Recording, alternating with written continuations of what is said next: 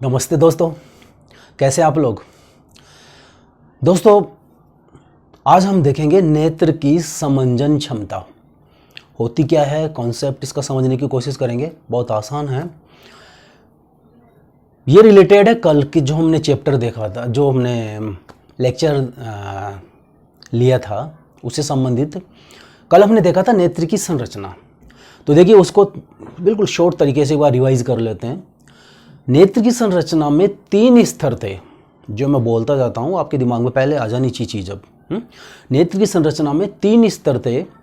सबसे बाहर का श्वेत पटल, बीच का रक्तक पटल और सबसे लास्ट में दृष्टि पटल। श्वेत पटल, रक्तक पटल और दृष्टि पटल। श्वेत पटल क्या था? कठोर था, उसकी सुरक्षा करता है, एक तरह से आँख को आकार प्रदान करता है कठोर होने की वजह से। नीचे रक्तक पटल था, पोषण प्रदान करता है, ऑक्सीजन प्रदान करता है, साथ में प्रकाश की किरणों को अवशोषित करता है, परावर्तित नहीं होने देता। लास्ट में था दृष्टि पटल। दृष्टि पटल क्या करता है? इस पर प्रतिबिंब बनता है। ठीक है, ये चीज़ थी। फिर था नेत्र लेंस। ये नेत्र लेंस किस प्रकार का था? अभिसारी प्रकार का था, क्योंकि आने वाली प्रकाश की किरणों को दृष्टि पटल पर ये केंद्रित कर सके, इसलिए। इसके अलावा था हमारे पास कॉर्निया, जो नेत्र लेंस के ऊपर आइरिस है। आइरिस के बाहर की ओर उभार लिए हुए संरचना पारदर्शक पदार्थ से बनी होती है, वो कॉर्निया थी। नेत्रदान करते समय कॉर्निया का ही दान किया जाता है, उस व्यक्ति की आंख से केवल कॉर्निया को ही लिया जाता है। इसके अलावा मुख्य संरचना थी इसमें दृक तंत्रिकाएं। दृक तंत्रिकाएं क्या करती है? दृष्टि पटल पर जो भी प्रतिबिंब बनता है, उल्टा बनता है, उस प्रतिबिंब की सूचनाएं मस्तिष्क तक पहुंचाती हैं। पर मस्तिष्क तक पहुंचाते समय, है ना, उनका आभास किस प्रकार कराती है? वस्तु को सीधा और वस्तु के आकार को जैसे हम देख पाते हैं, वो आभास दृक तंत्रिकाओं के द्वारा ही कराया जाता है। मस्तिष्क तक सूचनाएं इसी के द्वारा पहुंचाई जाती है। ये संरचना थी। इसके अलावा आंख में 2 प्रकार के द्रव थे, जिन्हें नेत्रोद द्रव कहते हैं। परीक्षा में प्रश्न आ जाए नेत्रोद द्रव कौन कौन से हैं, या आंख में पाए जाने वाले द्रवों को बताइए कौन सा कहाँ स्थित होता है। तो 2 प्रकार के द्रव थे, जलीय द्रव और काचाभ द्रव। जलीय द्रव कहाँ? कॉर्निया और नेत्र लेंस के बीच में। काचाभ द्रव कहाँ? नेत्र लेंस और दृष्टि पटल के बीच में। तो ये थी आँख की संरचना, है ना। अब नेत्र की समंजन क्षमता भी चलते हैं। देखिए, बताता हूं, समझते चलिए, है ना। वस्तु को देखते हैं हम आंख से। कैसे दिखती है? पता है हमको। आप बोलोगे सर हमको पता है, वस्तु से आने वाली प्रकाश की किरणें आंख में प्रवेश करती है, वस्तु दिखती है। अब देखिए आंख में किस प्रकार से इसकी कार्यविधि रहेगी। वस्तु से आने वाली प्रकाश की किरणें आ रही हैं, किस पर गिरती है? कॉर्निया पर। कॉर्निया कैसा है? पारदर्शक पदार्थ से बना है, इसलिए इसमें से प्रकाश की किरणें आर पार चलती हैं, थोड़ा सा अपवर्तित होकर। उभार लिए हुए है, तो वही एक तरह से उत्तल लेंस के समान है। तो प्रकाश की किरणें थोड़ी बहुत केंद्रित होगी। जलीय द्रव है, जलीय द्रव कॉर्निया से चालू है, तो इस जलीय द्रव से भी थोड़ा प्रकाश की किरणों का अपवर्तन होगा, यानी प्रकाश की किरणें चल रही हैं, आ रही हैं, थोड़ा सा घूम के अंदर जाएंगी। जो पुतलिया तारा है उसमें से प्रवेश करेंगी, नेत्र लेंस पे गिरेंगी। नेत्र लेंस किस प्रकार का? अभिसारी प्रकार का। तो ये क्या करेगा? अभिसारी यानी प्रकाश की किरणों को अभिसारित करेगा, यानी पास करेगा, केंद्रित करेगा। तो ये प्रकाश किरणों को और थोड़ा घुमा देगा, केंद्रित कर देगा। फिर है काचाभ द्रव। काचाभ द्रव इन प्रकाश की किरणों को और केंद्रित करेगा, और केंद्रित करके कहां पर गिराएगा? दृष्टि पटल पर। और दृष्टि पटल पर जब ये गिरेंगी तो प्रतिबिंब बनेगा। प्रतिबिंब की सूचनाएं दृक तंत्रिका मस्तिष्क तक पहुंचाएगी और वस्तु हमको नजर आ जाएगी। ये इसका मेन कह लीजिए फंडा है ना। अब देखिए, बात ये है, हमने पहले देखा था अभिसारी प्रकार का लेंस है, तो अभिसारी प्रकार के लेंस से प्रतिबिंबों का निर्माण हम पढ़ चुके हैं। अरे वही मुख्य फोकस दूरी, F2F, यानी उसमें हमने देखा था कि जब वस्तु अनंत पर स्थित हो तो प्रतिबिंब कहाँ बनता है? F पर बनता है। याद करने की कोशिश करो। अरे वो ऐसा था, देखिए इधर ऐसा था, ये अभिसारी लेंस था, ये इसका मुख्य अक्ष था, ये इसका F इधर, ये इसका F इधर, है ना। और F डबल दूरी क्या कहलाएगी? 2F कहलाएगी। ये 2F, ऐसा ही था। और इसके इधर अनंत है, अनंत से प्रकाश की किरणें आकर कहाँ केंद्रित होती थी, एफ पर, तो प्रतिबिंब कहाँ बनता था, एफ पर। जब वस्तु 2f और अनंत के बीच में होती थी तो प्रतिबिंब बनता था f और 2f के बीच में। जब वस्तु 2f पर होती तो प्रतिबिंब बनता था 2f पर। समझ रहे हो, यानी कि वस्तु की लेंस से दूरी के आधार पर उसका प्रतिबिंब इधर बन रहा था। तो दूरी तो हमारी आंख के मामले में भी है, कोई वस्तु आंख के पास में है, कोई दूर है, कोई दूर है, कोई बहुत दूर है। तो फिर समझिए, वस्तु इधर है, पास में हो सकती है, दूर हो सकती है, दूर हो सकती है। तो इस हिसाब से बनने वाला प्रतिबिंब कभी यहां बनना चाहिए, कभी यहां बनना चाहिए, कभी यहां बनना चाहिए, ऐसा ही है। परंतु हमेशा प्रतिबिंब कहां बनता है, आंख में दृष्टि पटल पर, तभी तो वस्तु नजर आती है। तो आंख में ऐसा क्या है, ऐसी कौन सी व्यवस्था है कि प्रतिबिंब हमेशा, प्रकाश की किरणें दृष्टि पटल पर ही केंद्रित हो, प्रतिबिंब हमेशा दृष्टि पटल पर ही बने, कोई एफ नहीं, कोई 2f नहीं। और तो वस्तु दूर है, लेंस भी अभिसारी प्रकार का है, तो f 2f के हिसाब से ही प्रतिबिंब भी बनना चाहिए। तो आंख में ऐसी कैसी व्यवस्था है, देखिए यही नेत्र की समंजस क्षमता कहलाएगी। देखिए आंख में क्या है, हमारा नेत्र लेंस है। नेत्र लेंस किसका बना होता है, पारदर्शक लचीले पदार्थ से बना होता है। लचीला यानी जिसका आकार आप परिवर्तित कर सकते हो, उसको खींच के ऐसा भी बना सकते हो और ढीला छोड़ के ऐसा भी बना सकते हो। लचीले पदार्थ से बना हुआ है नेत्र लेंस। नेत्र लेंस के दोनों तरफ क्या है, मांसपेशियां हैं, ये भी मांसपेशी है, ये भी मांसपेशी है। मांसपेशियों की क्या विशेषता होती है, संकुचन भी कर सकती हैं और फिर वापस से अपनी पूर्व स्थिति में भी आ सकती हैं, अर्थात खिंचाव भी हो सकता है ना, और वापस से शीतलन भी हो सकता है, खींच भी सकती है और वापस भी आ सकती है, वो थी मांसपेशियां। अब थोड़ा गौर कीजिए, ये मांसपेशी है, ये मांसपेशी है। अगर इन दोनों में संकुचन होता है तो नेत्र लेंस का आकार कैसा होगा, भाई नेत्र लेंस खींचेगा तो अभी जो इस प्रकार से है वो खींचने के बाद में ऐसा हो जाएगा, यानी उसका जो उत्तलपन है या अभिसारीपन है वो कम हो जाएगा। जब अभिसारीपन कम होगा तो क्या होगा, प्रकाश की किरणों को केंद्रित करने की क्षमता भी घट जाएगी इसकी, यानी कि प्रकाश की किरणें ज्यादा दूर जाकर केंद्रित होगी, यानी फोकस दूरी बढ़ जाएगी, है ना। फोकस दूरी बढ़ जाएगी तो प्रकाश की किरणें दूर केंद्रित होगी। समझिएगा, जैसे वस्तु मान लीजिए दूर स्थित है तो प्रकाश की किरणें आ रही हैं तो आकर मुख्य फोकस पर केंद्रित हो जाएगी, दृष्टि पटल पर केंद्रित हो जाएगी, वस्तु दिखने लग जाएगी। ठीक है, अब मान लीजिए वस्तु है आंख के पास में, नेत्र लेंस वैसा ही है पहले की जैसे, पर वस्तु आ गई पास में।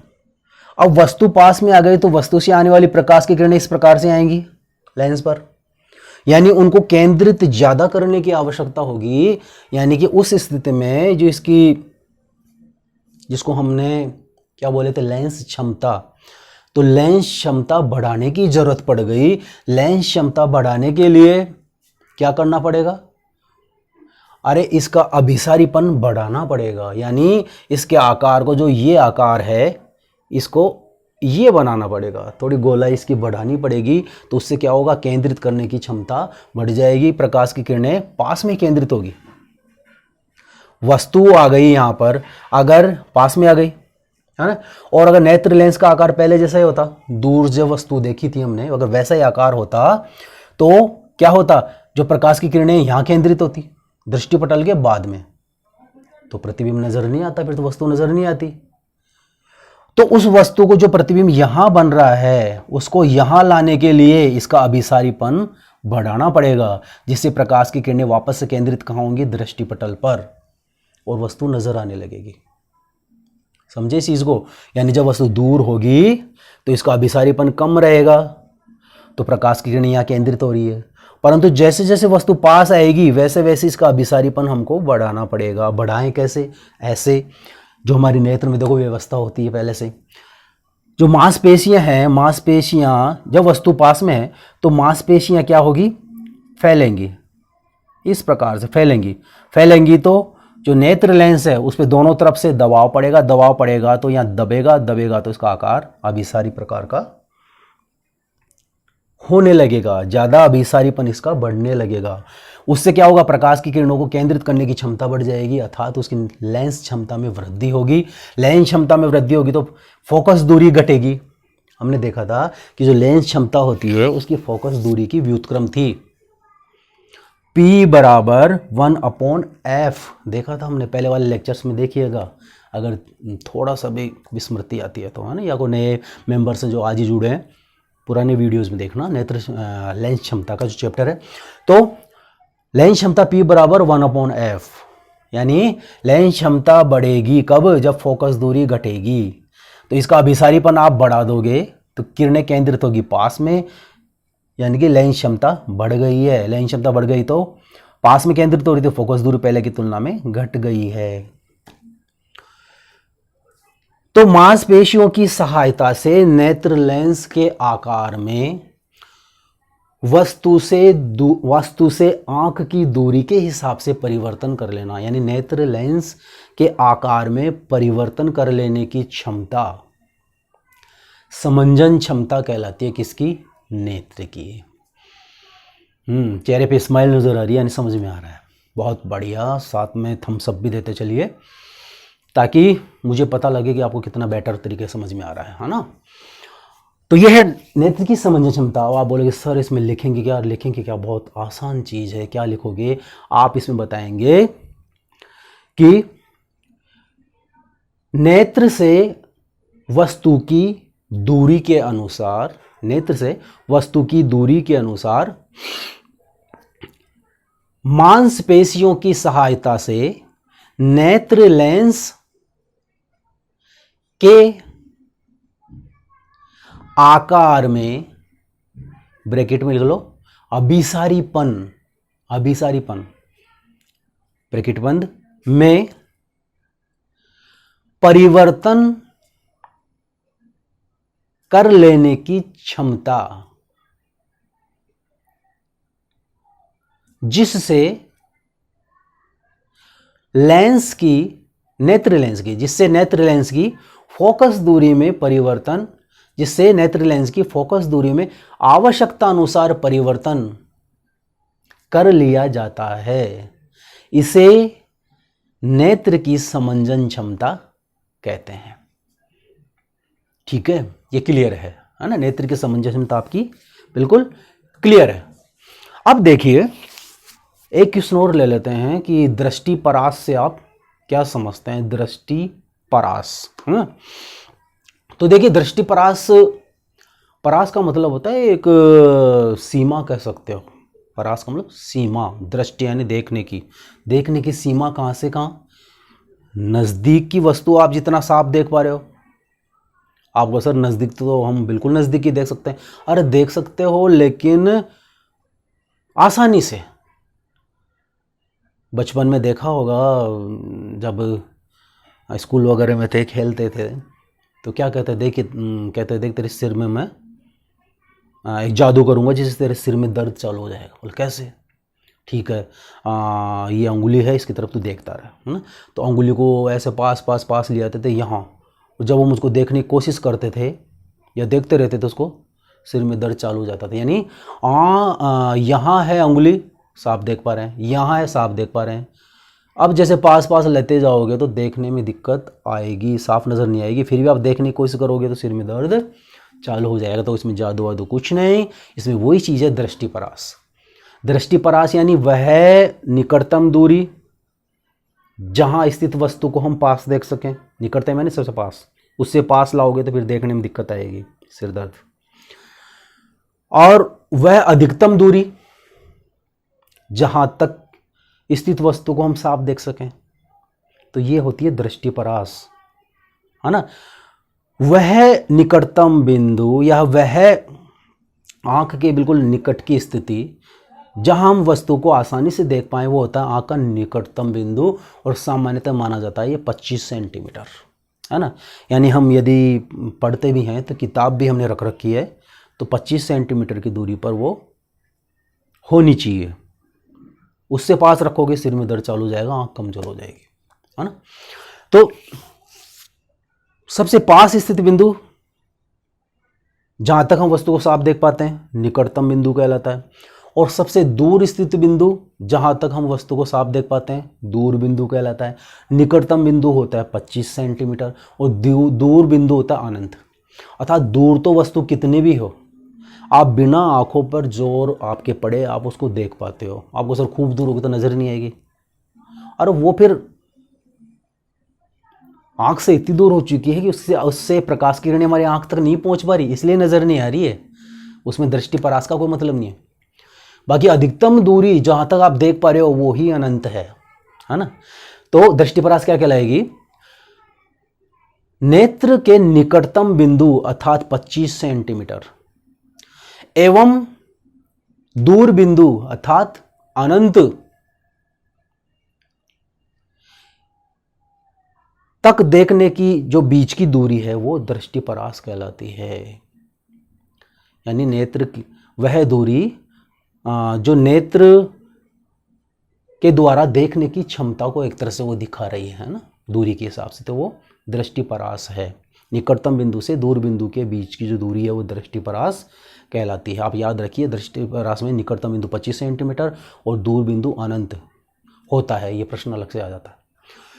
तो आज हमने देख लिया नेत्र लेंस को, वापस से डिस्कस कर लिया, साथ में नेत्र की समंजन क्षमता अच्छी तरह समझ ली, दृष्टि परास को भी हमने अच्छी तरह समझ लिया। अगले वीडियो में हम देखेंगे नेत्र से संबंधित रोग और उनके उपचार।